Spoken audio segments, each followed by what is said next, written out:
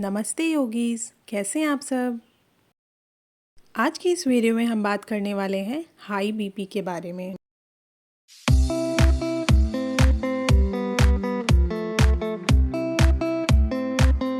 मेरा आप सबसे अनुरोध है कि इस वीडियो को ज़्यादा से ज़्यादा शेयर करें ताकि जो भी इस प्रॉब्लम से जूझ रहा हो उसे प्रॉफिट मिले। सबसे पहले हम जान लेते हैं कि हाई ब्लड प्रेशर यानी हाइपरटेंशन क्या होता है। हाई ब्लड प्रेशर में ब्लड यानी खून के दबाव का लेवल नॉर्मल से ज़्यादा हो जाता है। हाई बीपी के कोई ख़ास लक्षण तो नहीं है, लेकिन अगर आपको पसीना आता है, सांस फूलता है, कमज़ोरी और थकान फील होता है और बहुत ज़्यादा सर दर्द होता है और हर समय अगर आप हाइपर रहते हैं तो ये भी लक्षण हो सकते हैं। हाई बीपी का कारण मोटापा हो सकता है, ज़रूरत से ज़्यादा धूम्रपान करना, एज फैक्टर भी हो सकता है और मसालेदार तला हुआ ज़्यादा खाना एवं तनाव यानी स्ट्रेस भी इसका बहुत बड़ा रीज़न है। इसीलिए जब भी आपको कोई टेंशन हो, कोई परेशानी हो तो अपने दोस्त या फैमिली मेम्बर उनसे ज़रूर शेयर करें।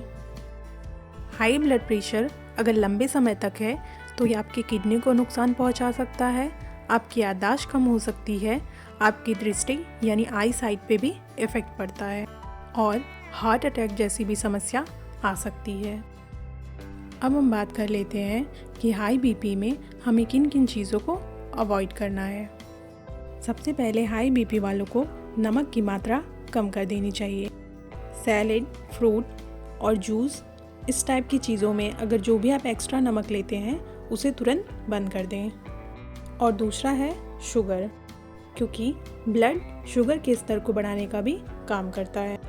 अब हम बात करेंगे कि हाई ब्लड प्रेशर में हमें किन किन चीज़ों को अपने डाइट में शामिल करना चाहिए और हमारी जीवन शैली यानी लाइफस्टाइल कैसी होनी चाहिए।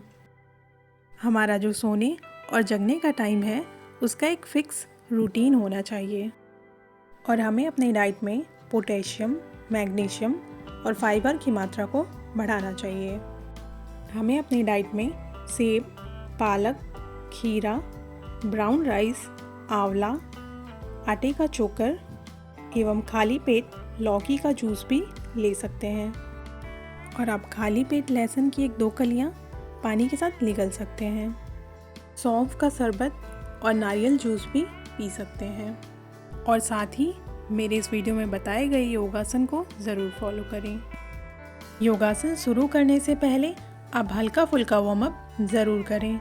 इसके लिए आप मेरी पवन मुक्तासन समूह की क्रियाएं वाला वीडियो देख सकते हैं। पद्मासन में बैठ जाएं, पीठ सीधा रखें, बायां यानी लेफ़्ट हैंड को दोनों पैरों के तलवों पर रखें, फिर उसके ऊपर दाहिना यानी राइट हैंड को रखें।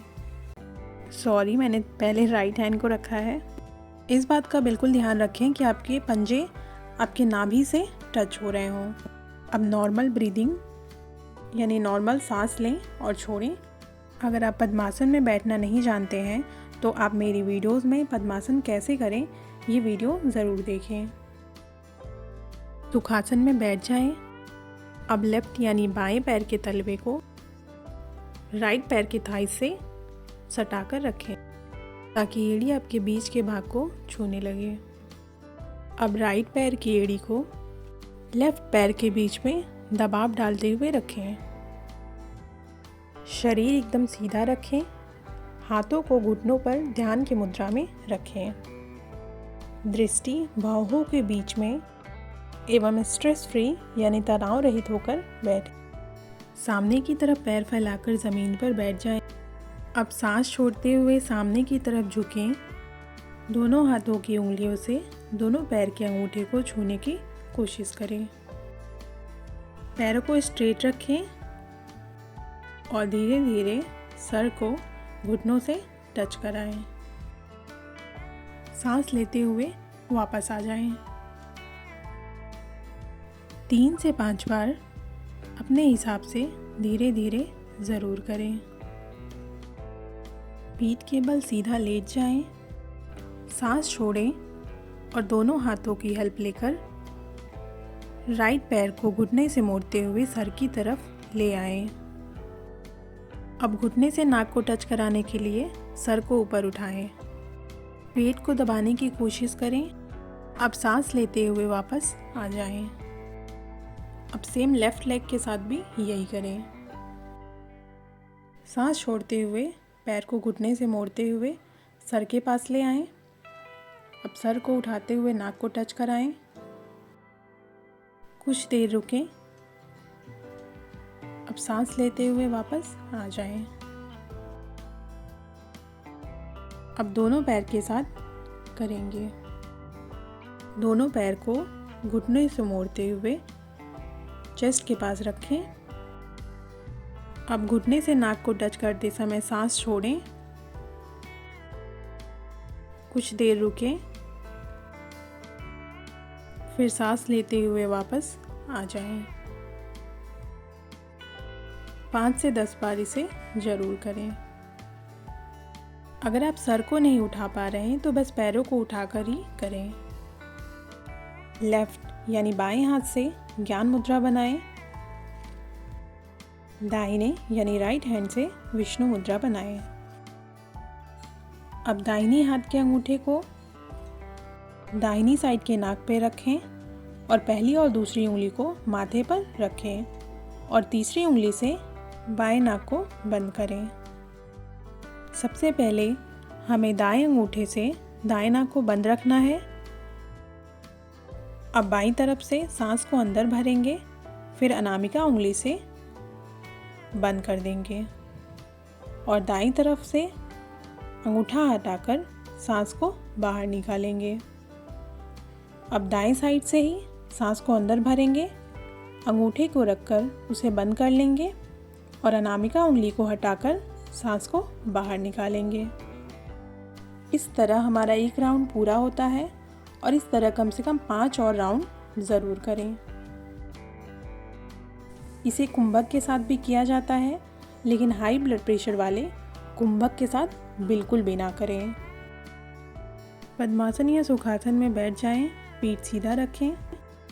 अब जीभ को बाहर निकालें और उसे रोल कर लें। अब इसी स्थिति में लंबी सांस अंदर भरें। अब जीभ को अंदर कर लें और मुंह को बंद कर लें। अब दाहिनी तरफ की नाक को अंगूठे से बंद कर लें और बाईं तरफ से सांस को बाहर निकालें। एक बार फिर से करेंगे। ध्यान रखें, सांस को बाहर निकालते समय नाक का ही यूज़ करें। इसे कम से कम 5 मिनट तक ज़रूर करें। पद्मासन या सिद्धासन में बैठ जाइए। अब धीरे धीरे सांस अंदर भरें और ऐसा फील करें कि आप सांस गले से ले रहे हैं। इस दौरान गले से हल्की आवाज़ भी आ सकती है। कुछ देर रुकें, फिर दाहिने नाक को अंगूठे से बंद करते हुए बाएं नाक से सांस को बाहर निकालें। एक बार फिर से करें। आप 3 से 5 बार उज्जयी ब्रीथिंग की शुरुआत स्टार्टिंग से कर सकते हैं। सुखासन, पद्मासन या किसी भी आरामदायक आसन में जिसे आप बिना हिले बहुत देर तक बैठ सकते हैं, उसमें बैठ जाएं। चिन्ह मुद्रा या ज्ञान मुद्रा लगा लें।